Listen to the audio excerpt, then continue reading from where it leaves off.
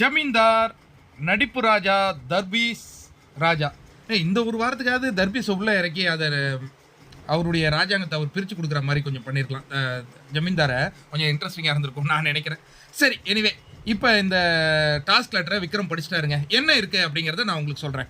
அதாவது big pass வந்து 2 அணிகளாக பிரிக்கிறார் இந்த டாஸ்கில். இந்த டாஸ்கில் வெற்றி பெறும் அணிக்கு வந்து நாமினேஷன் ஃப்ரீ பாஸ் கிடச்சிடுதுங்க. தோல்வி உறும் அணி டைரெக்டாக எவிக்ஷன் ப்ராசஸ்க்கு, அதாவது டைரெக்டாக நாமினேட்டுக்கு போயிடுவாங்க. டீம் ஏ அதில் பார்த்தீங்கன்னா யாரெல்லாம் இருக்காங்க? சபரி, அவர் என்ன கேரக்டர்னு நமக்கு தெரியல, but Vinoth, T Rajendar, Sandra, இந்த இதில் மெட்ராஸ் பட்டணத்தில் வருவாங்களே எமி ஜாக்சன் அந்த கேரக்டரு, எஃப்ஜே மன்மதன் படத்தில் வர அந்த சிம்பு, மன்மதன் இல்லை வல்லவன் படத்தில் வர சிம்பு, அதுக்கப்புறம் பாரு வந்து கோவை சரளா, சதிலீலாவதி கோவை சரளா. அதுக்கு அடுத்ததாக கமருதீன் பார்த்தீங்கன்னா ரெமோ படத்தில் வர சிவகார்த்திகேயன் ரோல் பண்ணுறாரு. வியானா என்ன கேரக்டருங்கிறது நமக்கு இன்னும் ரிவீல் பண்ணலை, தெரில, எனக்கு பார்த்தானே தெரில. உங்களுக்கு யாருக்காவது ஐடியா இருந்ததுன்னா கமெண்ட்ஸில் ஷேர் பண்ணுங்கள். ரம்யாவும் அதேமாரி நமக்கு என்ன கேரக்டர் எடுத்து பண்ணுறாங்கங்கிறது தெரில. இதுதாங்க டீம் ஏ. இந்த அணி வெற்றி பெற்றாங்கன்னா இவங்க டைரெக்டாக என்ன பண்ணிவிடுவாங்கன்னா நாமினேஷன் ஃப்ரீ பாஸை வெற்றி பெற்றுடுவாங்க. அதேமாதிரி அந்த அணி வெற்றி பெற்றாங்கன்னா அவங்க நாமினேஷன் ஃப்ரீ பாஸை வெற்றி பெறுவாங்க.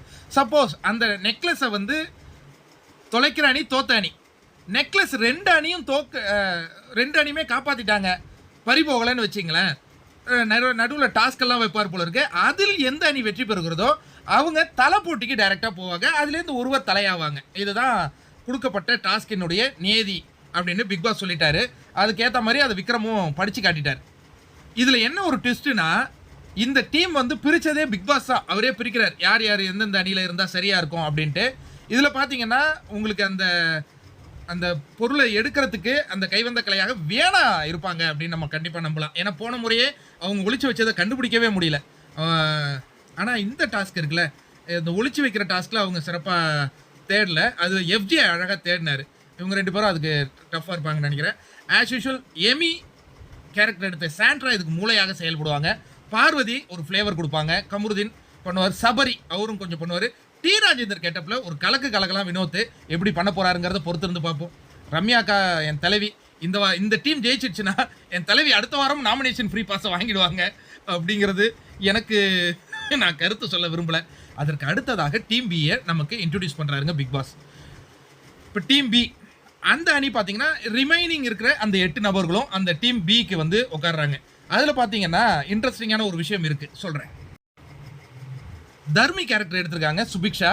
போலீஸ்கார், அது என்ன படம்னு எனக்கு தெரியல, பிரஜன். போர் தலைவலி மாதிரி இருக்கார் நம்ம அமித். ஏதோ ஒரு ராணி கேட்டகரியில் திவ்யா இருக்காங்க.